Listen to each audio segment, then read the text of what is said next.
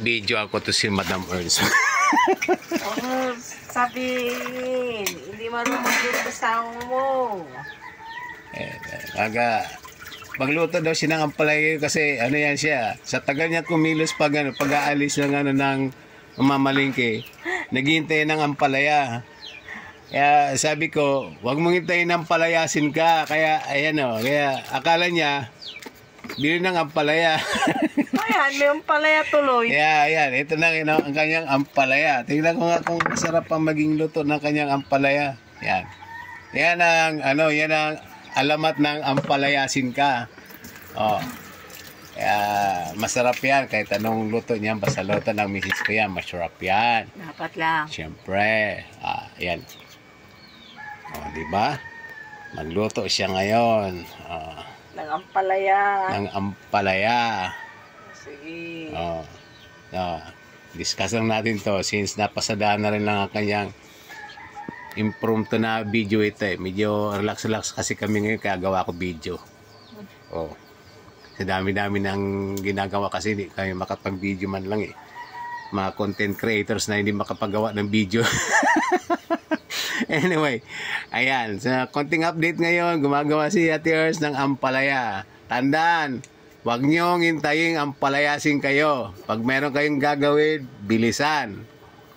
Para hindi, yan mga pakakatanda mga asawa-asawa natin na na bago aalis daming mga ritok sa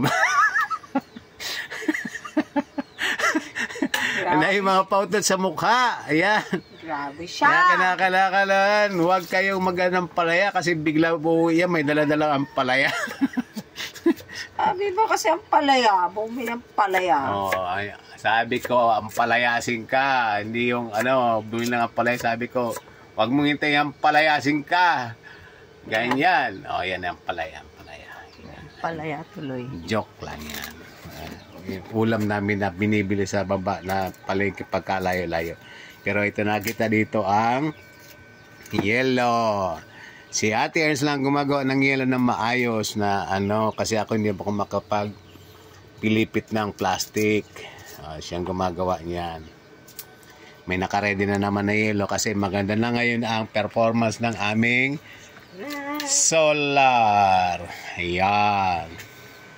So hopefully makakapagpa 24 hours na ng pa-under ng ref at freezer. Ayun. Ayun. Kaya marami na ang buksan nga natin. Marami na ang yellow. Oop. Ayun.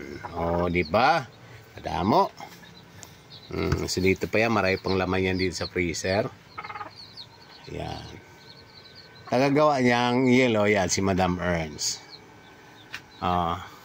Si Madam Ernst na hindi na naghintay na ampalaya. Susunod talaga yan. Maganda talaga yung ganyan, hindi hinintay yung palaya. Ampalayasin ka pa. Maganda yan talaga, maalis ng maaga. Pag-uwi niya may dalang palaya, pasalubong. May pasalubong ako. Ano yun? Favorite mo? Ano yun? Ampalaya. Ampalayasin ka. Ang alamat ng ampalaya. Ito yun. So, nasa video ngayon, ampalaya. Okay. So, tingnan natin itong ganda. Ganda pa lang ng kuha ng ng charge controllers. Ala, wala na pala itlog. May isa dyan. Isa na lang yun. Wala na? Wala. Ubos ko na eh. Nilalaklak ko kasi mga itlog eh. Kasi yun ang source ko ng protein eh. Itlog, lolo ko lang. Mawala na lang kaya lutuin natin. Sige. Pwede malutuin yan walang itlog. Wala na ba? Ihalo mo yung dilis if you want. Masarap yun. Ako luto.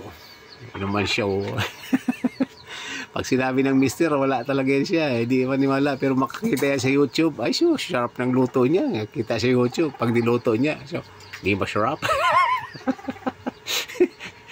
Wala ka sa... Anyway. Ayan, ang ganda ng Ganda? Opo. Ganda ko? Opo. O yan, And, yun. Pain-ina yung sinaing, Ayan ang aming solar. Ang ganda ng kuha, Tining ng kuha ng luto ng ng rice cooker. And check natin ang 27.7. Ako, tumataas.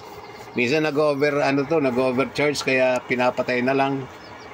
Buti naman itong binago ko na itong system, medyo relax na siya.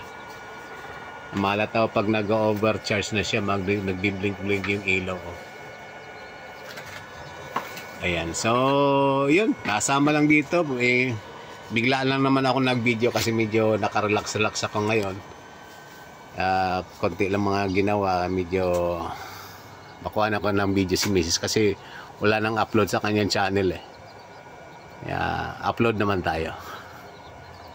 Alright, that's it. Yun lang. Maraming salamat. Sadaan natin ulit si Madam Mars. Nag-ano doon. Hawak naman siyang walis niya. Alright. Saan pala yung dapugan? Dapog din pala tao. Yung pala naalala ko na yung term niya sa Bicol. Dapog nga. Dapog pala sa inyo. Dapog. Okay. Alright, yun lang at maraming salamat. Say bye-bye, Mami Arns. Ayun. Alright. Thank you.